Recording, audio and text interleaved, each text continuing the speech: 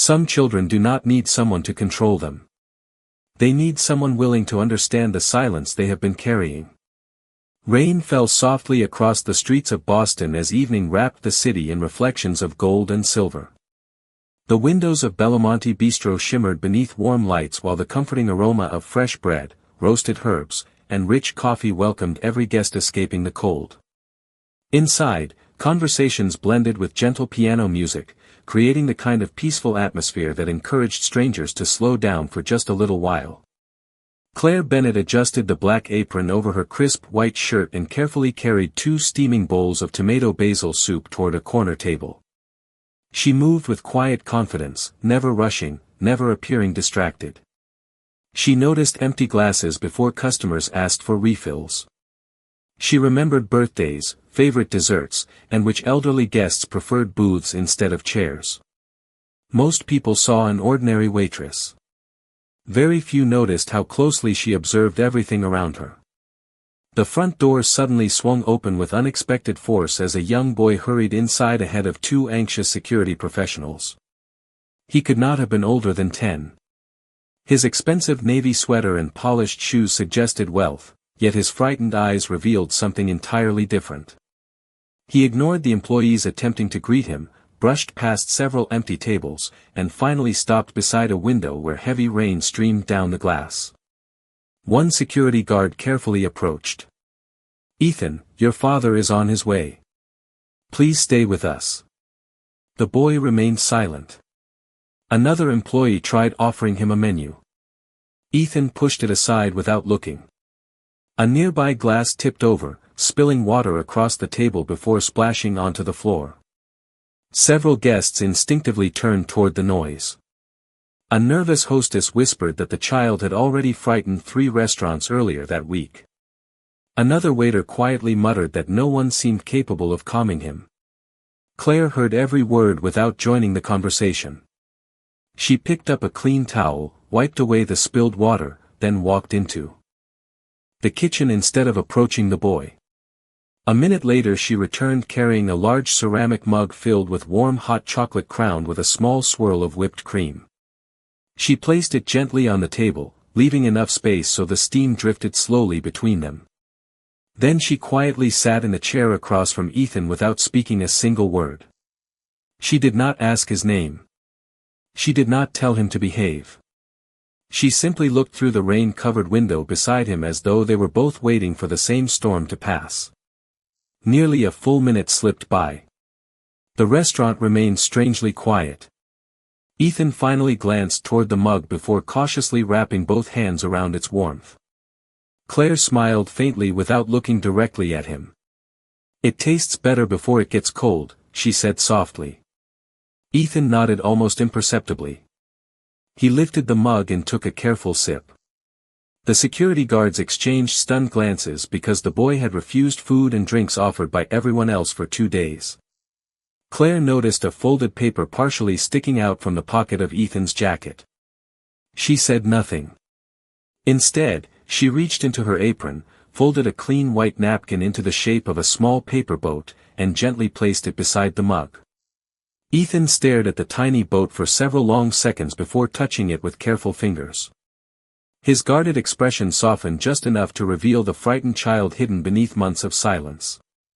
Without warning, he reached into his pocket and removed a worn pencil.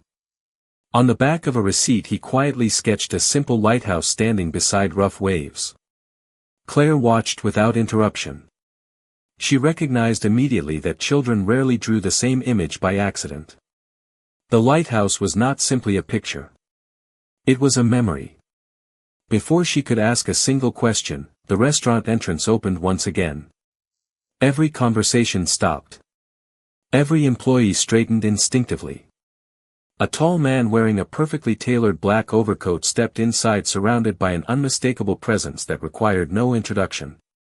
Vincent Romano removed his leather gloves slowly, his calm gray eyes scanning the dining room until they found his son sitting peacefully beside a waitress.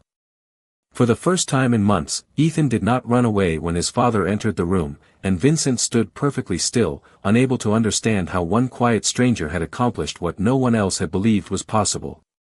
Vincent Romano remained near the restaurant entrance for several quiet seconds while rainwater slipped from the edge of his black overcoat onto the polished marble floor. Every employee lowered their voices. Every customer instinctively avoided looking directly at him. His reputation entered the room before he ever spoke, yet the only thing holding his attention was the unexpected sight before him. Ethan sat peacefully beside Claire, both hands wrapped around the warm mug of hot chocolate while the small paper boat rested quietly on the table between them. For months his son had rejected every tutor, counselor, physician, and caregiver placed before him. Tonight he had accepted the silent company of a waitress he had never met before. Vincent slowly approached the table, careful not to disturb the fragile calm surrounding the boy. One of the security professionals stepped forward. "Sir, he has been calm for almost 20 minutes. Vincent nodded without taking his eyes off Ethan. "That has not happened in a very long time." Claire rose politely as Vincent reached the table. She offered neither fear nor admiration. She simply greeted him the same way she welcomed every guest who entered the restaurant. "Good evening. Would you like some fresh coffee while it is still warm outside?" The question surprised everyone within earshot. No one addressed Vincent Romano with such ordinary courtesy. He studied Claire for a moment before quietly answering. "Yes. Thank you." Claire disappeared briefly into the kitchen and returned carrying a fresh porcelain cup resting on a small saucer. She placed it before Vincent with practiced care before checking Ethan's mug. "Would you like a little more hot chocolate?" she asked gently. Ethan looked at her for several seconds before giving the smallest nod. It was the second time that evening he had answered anyone without hesitation. Vincent noticed every detail. Claire never crowded the child. She never demanded eye contact. She simply respected the space Ethan needed to feel safe. While she refilled the mug, Ethan quietly continued drawing on the back of the receipt. Another lighthouse appeared beside the first one. This time a small paper boat floated toward the shore beneath a sky filled with rain clouds. Claire smiled softly. "That boat seems determined to find its way home." Ethan looked up for the first time since arriving. His voice barely rose above a whisper. "It always does." Vincent felt his heart tighten. Those were the first words he had heard from his son in weeks. The security guards exchanged astonished glances while several nearby diners returned discreetly to their meals, sensing they were witnessing something deeply personal. Claire did not celebrate the breakthrough. She simply accepted Ethan's answer as though speaking was the most natural thing in the world. She folded another napkin into a second paper boat and placed it beside the drawing. Ethan carefully lined both boats together before taking another sip of hot chocolate. A faint smile appeared for only a moment, yet it transformed his entire expression. Vincent quietly lowered his eyes toward the drawing. "He has drawn that lighthouse for months," he admitted. "No one has ever understood why." Claire considered the sketch without touching it. Sometimes children repeat a memory because they are afraid adults will forget it. Vincent remained silent. Her words settled heavily inside him because he realized she had not offered a diagnosis. She had offered understanding. Before he could ask another question, Ethan carefully folded the drawing in half and slipped it into Claire's hand. It was the first thing he had willingly given another person since the day his mother passed away, and Vincent suddenly understood that this quiet waitress had crossed a doorway no amount of power or influence had ever been able to unlock. Claire accepted the folded drawing with both hands as though Ethan had entrusted her with something far more valuable than a simple piece of paper. She did not unfold it immediately. She slipped it carefully into the pocket of her apron and smiled with quiet gratitude. "Thank you," she said gently. Ethan lowered his eyes again, but the guarded tension in his shoulders had softened. For the first time in many months, he no longer looked like a child preparing to run from the world. Vincent watched every small exchange without speaking. Throughout years of building influence and commanding absolute loyalty, he had learned to recognize moments that could not be forced. This was one of them. Claire turned toward Ethan with the same calm expression she had worn since the beginning of the evening. "Would you like to help me with something?" she asked softly. Ethan looked up with cautious curiosity. Claire pointed toward the display counter where several freshly baked cookies waited beneath a glass cover. "I promised another little guest a chocolate chip cookie, but I cannot decide which one looks happiest. I think I need an expert." Ethan stared at the cookies for a long moment before quietly sliding off his chair. Neither security guard moved. Vincent instinctively took a step forward but stopped himself. Claire walked beside Ethan without holding his hand or directing him. She simply matched his pace. Together they studied the tray as though they were solving an important puzzle. Ethan pointed toward a cookie with an uneven shape. Claire smiled. "I think you picked the one with the most character." Ethan nodded faintly. Nearby guests watched the scene with warm smiles before returning to their own conversations. Nothing dramatic had happened. Yet the ordinary simplicity of the moment felt extraordinary because everyone understood how impossible it had seemed only half an hour earlier. As Claire wrapped the cookie for the young customer, she noticed Ethan's attention drifting toward an antique brass wall clock hanging above the dining room fireplace. Its steady ticking echoed softly through the restaurant whenever conversation faded. Ethan continued staring at it until Claire quietly asked, "Do you like old clocks?" He hesitated before answering in a whisper. "Mom used to say they remind people that time never stops loving us." Vincent closed his eyes for a brief second. Those exact words had belonged to Ethan's mother. He had not heard them spoken aloud since the day she passed away. Claire did not respond immediately. She simply looked toward the clock with him. "She sounds like someone who noticed beautiful things," she said gently. Ethan nodded. "She always liked lighthouses too." Claire remembered the drawing resting safely inside her apron. The lighthouse had not been random. It belonged to someone Ethan desperately feared forgetting.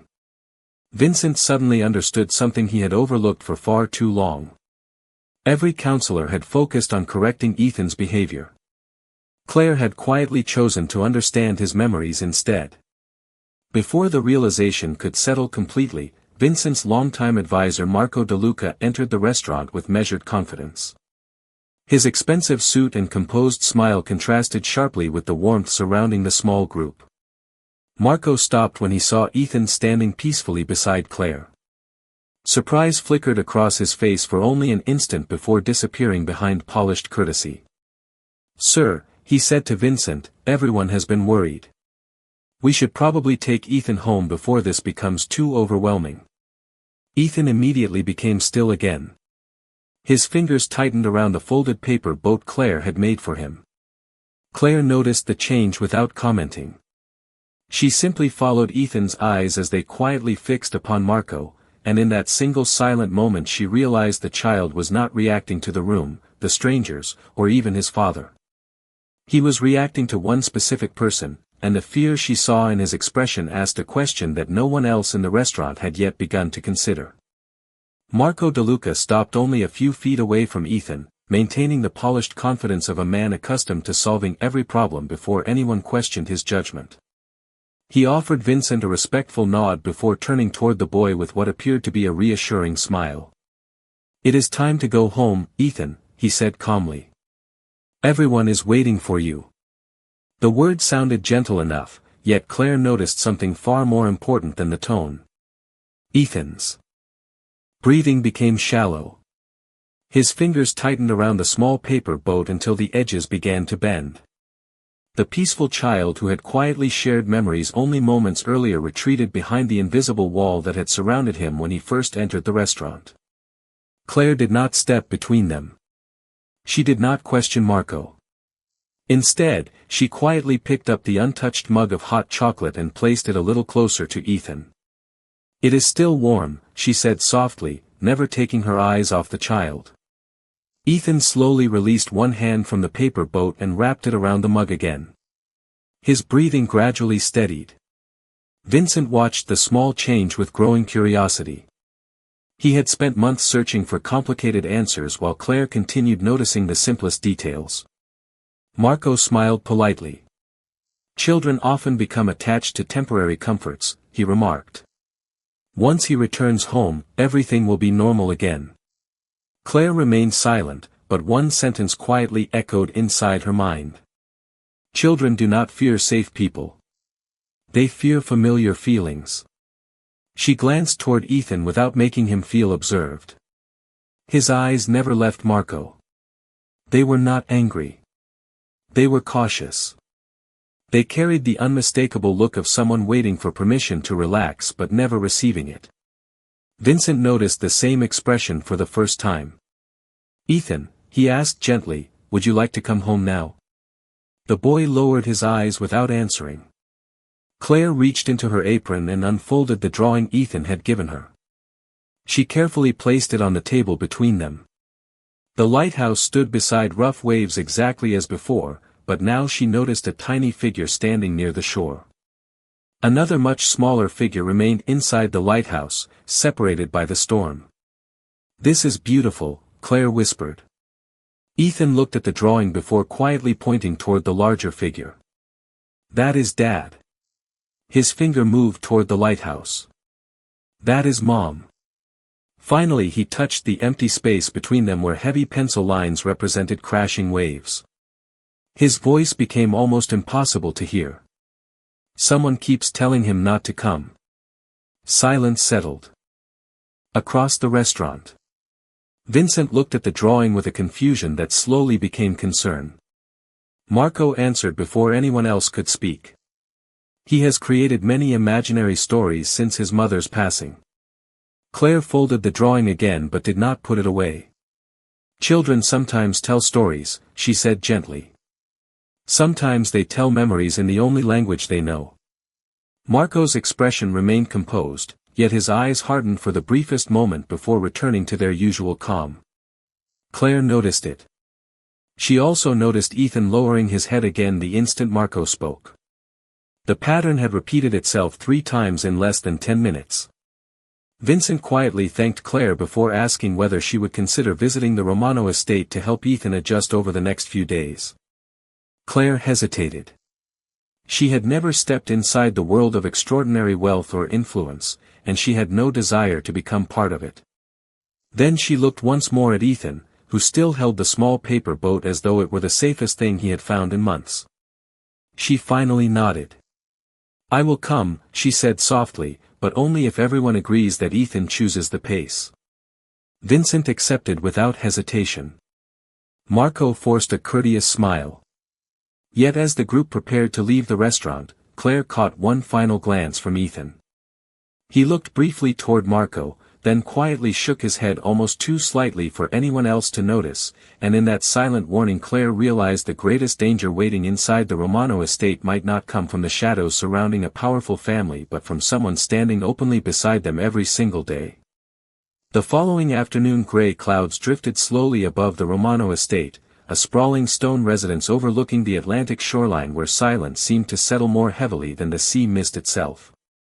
Claire stepped through the wrought iron gates carrying nothing except a small canvas bag and the same calm presence she had brought into the restaurant the night before.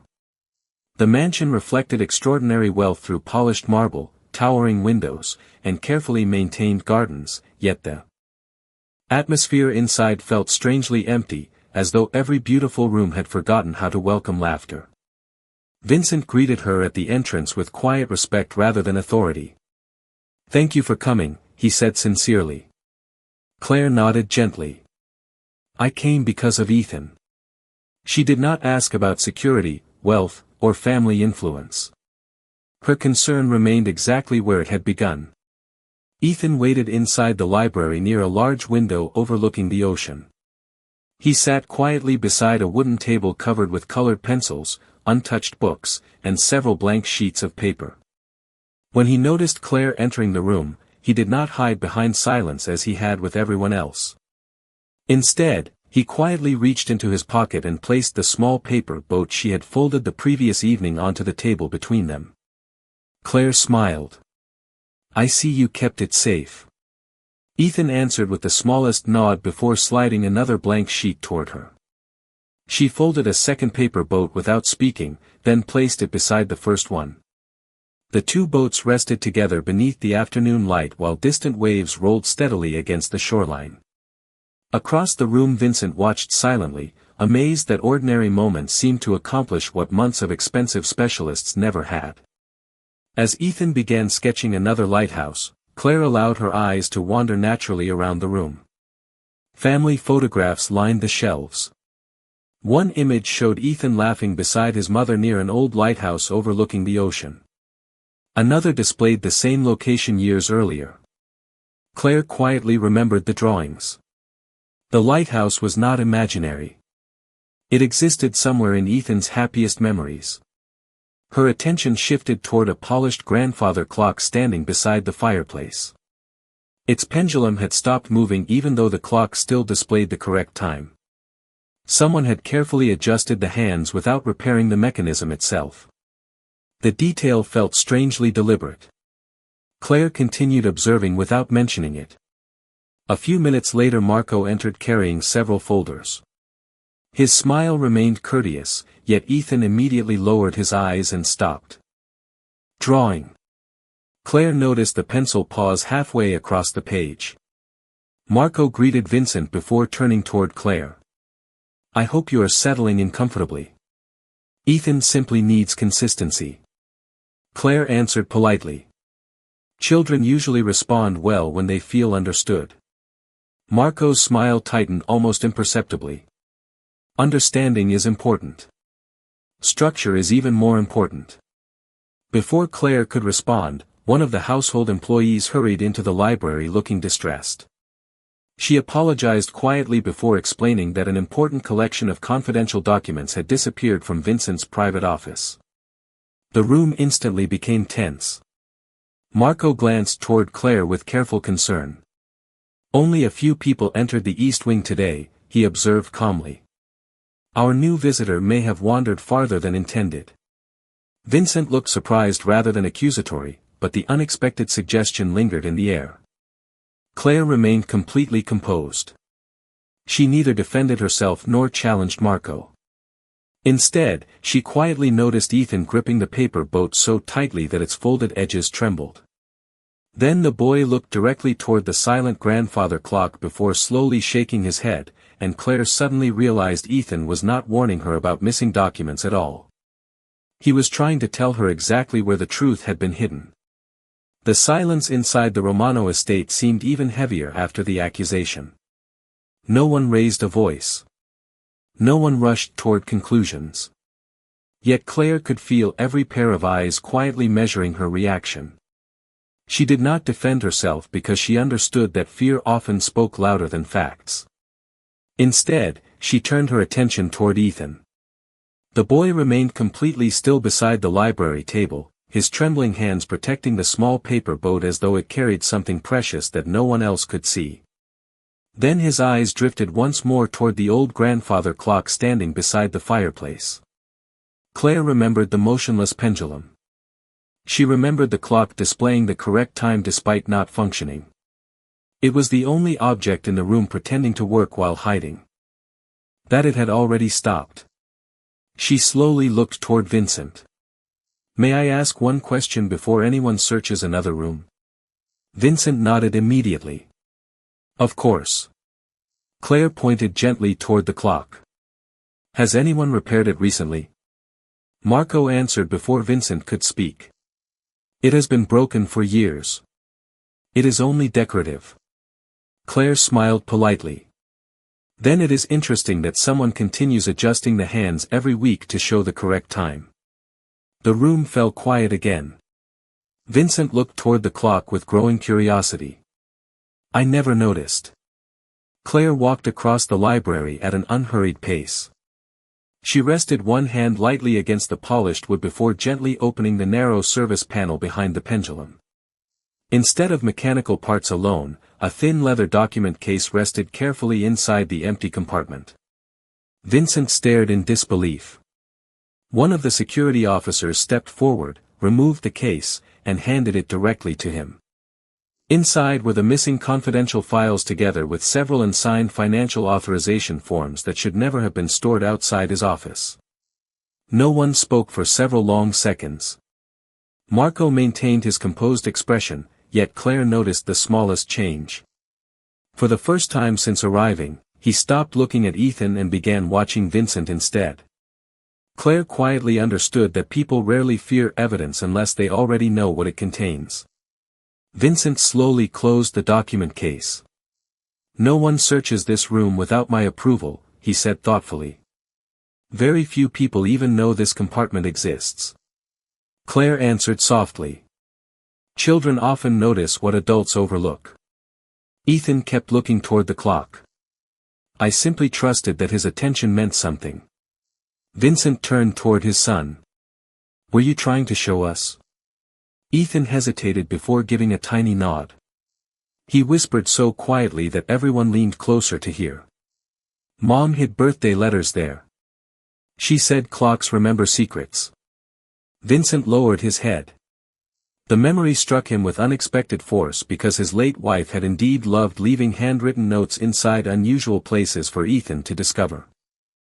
On special occasions. Claire realized the hidden compartment had once carried joy before someone used it for deception.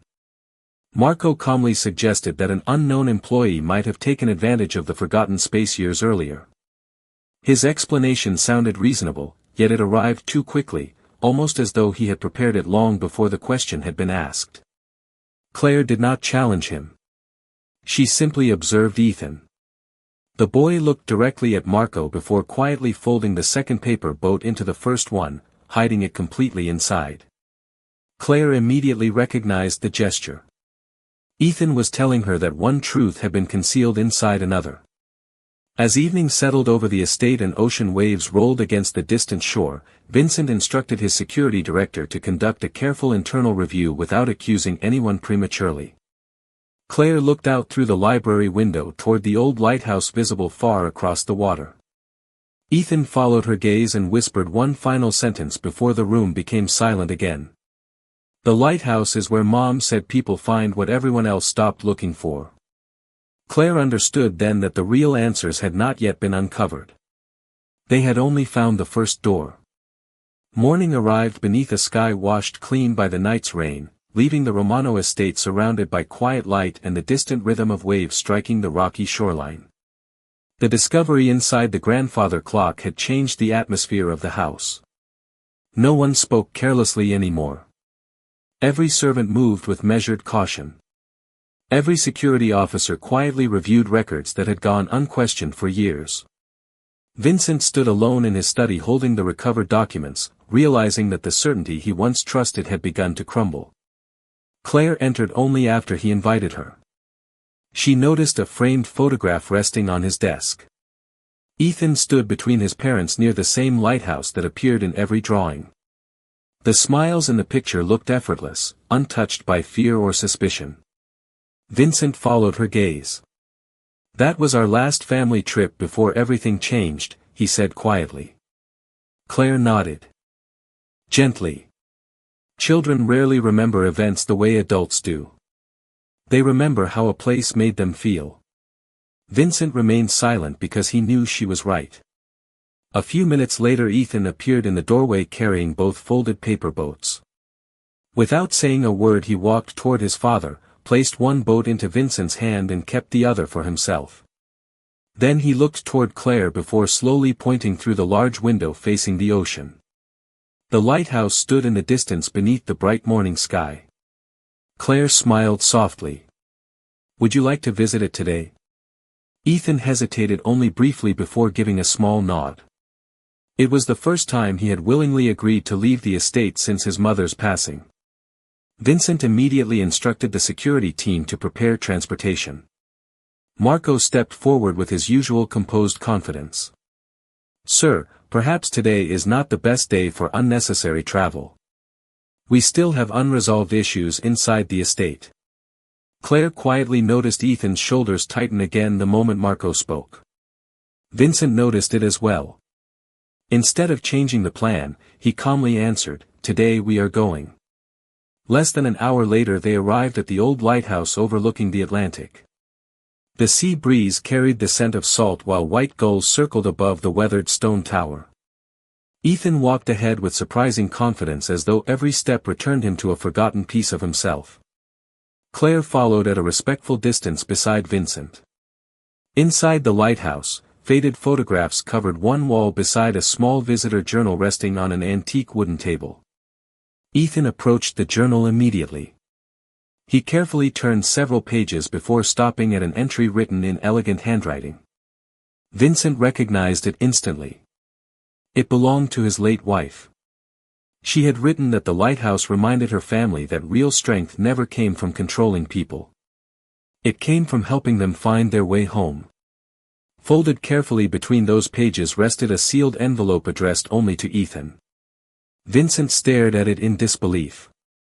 His wife had hidden one final letter years before anyone imagined she would be gone. Ethan looked toward Claire instead of opening it immediately. She knelt beside him with the same quiet patience she had shown since the night they met. "Whenever you are ready," she whispered. Ethan slowly opened the envelope and unfolded the letter with trembling hands. His eyes moved across the page until they stopped near the final paragraph. Tears never came. Instead, a peaceful expression slowly replaced the fear that had followed him for months. He looked up at his father and spoke more clearly than anyone had heard since his mother passed away. "Mom said I should always tell you the truth even when I am afraid." Vincent closed his eyes for a brief moment before kneeling beside his son. Neither of them spoke again because no words could match the quiet meaning carried inside that single sentence. Standing a few steps away, Claire noticed Marco watching from the lighthouse entrance instead of joining them, and for the first time his calm expression gave way to unmistakable unease as though the letter contained exactly the truth he had hoped would never be found. The drive back from the lighthouse unfolded beneath a sky slowly clearing into pale afternoon blue, yet the silence inside the vehicle carried far more meaning than the conversation they never had. Ethan held his mother's letter carefully across his lap as though it had become the safest place in the world. Vincent sat beside him without reaching for the pages or asking what every line contained. For the first time in many years, he understood that trust could not be demanded. It had to be patiently earned. Claire watched the father and son through the reflection in the side window. She recognized the quiet beginning of healing. It never arrived with dramatic speeches. It arrived through small choices repeated every day. When they returned to the Romano estate, Vincent gathered his senior advisors inside the main conference room overlooking the ocean. The recovered documents rested neatly on the polished table beside the leather case taken from the grandfather clock. Every executive waited for Vincent to speak. Marco stood confidently among them, his expression calm as always. Vincent slowly looked around the room before breaking the silence. "For years I believed loyalty meant agreement. I was wrong. Real loyalty protects the truth even when the truth is uncomfortable." The room remained perfectly still. Vincent placed the recovered financial records beside several recently completed audit reports ordered that morning. Quiet inconsistencies had already begun to appear. Dates no longer aligned. Internal approvals carried unusual patterns. Transactions had been redirected through unnecessary layers without clear explanation. None of the discoveries alone proved intentional wrongdoing, yet together they formed a picture that could no longer be ignored. Vincent calmly instructed an independent accounting firm and outside legal advisors to perform a complete review of every department. No one would investigate themselves. No conclusions would be reached before evidence was complete. Marco immediately offered to supervise the internal process personally. Vincent answered with unusual calm. That responsibility now belongs to people with no previous involvement. For the first time, Marco had no immediate reply. Across the hallway Ethan quietly sat beside Claire in the library. He carefully unfolded his mother's letter once more before reading a single sentence aloud. "When fear tells you to become silent, choose someone who helps you feel safe enough to speak." He looked toward Claire with thoughtful eyes. "She was talking about you before we ever met." Claire smiled gently and shook her head. She was talking about the kind of person she hoped you would find someday. I simply happened to arrive. Ethan considered her answer before carefully placing the letter back into its envelope. Then he reached into his pocket and unfolded the 2 paper boats. He handed one to Claire and quietly placed the other on the library windowsill overlooking the distant lighthouse. One stays here, he whispered. One keeps traveling. Claire understood immediately. Healing was not forgetting the past. It was allowing hope to continue moving forward. Later that evening Vincent found Claire preparing to leave for the restaurant where her evening shift would soon begin. He offered her an envelope containing a generous payment. Claire looked at it only briefly before handing it back.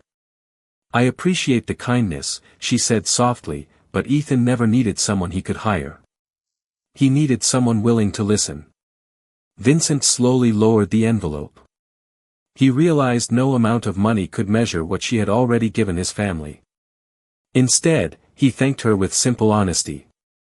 You reminded me that being a father matters more than being feared. Claire nodded quietly before walking toward the front entrance. As she stepped outside, the old grandfather clock inside the library suddenly resumed its steady rhythm after the estate's caretaker completed the long overdue repair. Its pendulum moved naturally once again, no longer pretending that time had never stopped. Claire paused for only a moment as the gentle ticking echoed through the hallway behind her. She smiled to herself because she understood that the clock had never truly been the heart of the mystery. It had simply been waiting for the people inside the house to begin moving forward again. Behind an upstairs window Ethan watched her leave with peaceful eyes, while far across the estate Marco stood alone beneath the fading light, quietly realizing that the silence protecting his carefully constructed secrets had finally begun to disappear. Several months passed, and autumn quietly settled across the city with crisp air, golden leaves, and mornings wrapped in gentle light instead of rain. Belamonte Bistro welcomed another busy evening filled with familiar laughter, steaming coffee, and the comforting rhythm of ordinary life. Claire Bennett moved gracefully through the dining room exactly as she always had, carrying plates, remembering favorite orders, and greeting every guest with the same quiet kindness that never asked to be noticed. Nothing about her uniform had changed. Nothing about her calm smile suggested she had become part of one of the most influential families in the city. To everyone else, she remained the same thoughtful waitress who somehow made strangers feel at home. The front door opened, and conversations softened for only a moment before continuing. Naturally. Vincent Romano entered beside Ethan without an entourage surrounding every step. 2 discreet security professionals remained outside instead of following them through the restaurant. Vincent wore a simple charcoal jacket rather than the formal suits that once announced his presence before he spoke. Ethan walked beside him carrying a small paper bag with careful excitement shining in his eyes. Claire noticed them immediately and welcomed them exactly as she welcomed every returning customer. Good evening. It is nice to see both of you again. Ethan smiled without hesitation. We came for the hot chocolate. Claire laughed softly. I had a feeling you might. She led them to the same table beside the rain-streaked window where everything had quietly begun months earlier. Outside, the streets were dry beneath a peaceful sunset, yet the familiar table still seemed to remember the evening when silence first gave way to trust. Claire placed a steaming mug of hot chocolate before Ethan and a fresh cup of black coffee before Vincent. The aroma drifted gently between them. Ethan reached into the paper bag and carefully removed the 2 paper boats Claire had folded on the night they met. Although time had softened their edges, they remained carefully protected. He placed one boat beside his mug and handed the other to Claire. I think it belongs with you now, he said. Claire accepted it with quiet gratitude. I will take good care of it. Vincent looked toward his son with unmistakable warmth. He has started talking to his teachers again, he said softly. He even joined the school art club. Ethan smiled shyly before adding, I am drawing lighthouses that have sunshine now. Claire looked toward the evening sky beyond the window. That sounds like a beautiful change. Vincent reached into his coat pocket and placed a small framed photograph on the table. It showed Ethan standing beside the old lighthouse overlooking the ocean, smiling confidently while holding his father's hand. The fear that once lived inside his eyes had been replaced by quiet hope. "We visit every month," Vincent explained. "It reminds us to keep choosing the right direction." Claire nodded gently. Sometimes people need a place that reminds them who they really are. A familiar employee approached Vincent with a newspaper folded beneath one arm. The front page briefly mentioned the successful completion of an independent review inside Romano Holdings, confirming major organizational reforms, renewed ethical oversight, and the quiet retirement of several longtime executives, including Marco DeLuca. No public scandal had followed. Vincent had chosen accountability instead of revenge, believing that rebuilding trust mattered more than public humiliation. He folded the newspaper without another word. Some victories deserved dignity instead of celebration. As evening settled outside, Ethan finished the last sip of hot chocolate before carefully looking at Claire. "Mom was right," he whispered. "The people who help you find your way home are not always the people you expect." Claire smiled, her eyes reflecting the warm lights dancing across the restaurant windows. Vincent quietly stood before leaving and offered Claire nothing except sincere respect. "Thank you for seeing my son before anyone else remembered how." Claire watched father and son walk together into the cool autumn evening, their footsteps steady and unhurried beneath the fading light. She gently placed the small paper boat beside the restaurant window where the sunset painted it with shades of gold, and as another customer entered through the front door, she welcomed them with the same quiet kindness she had always carried, because extraordinary lives are often changed not by the loudest voices or the greatest power, but by the quiet courage of one ordinary person willing to listen, and the quiet ones are never truly ordinary.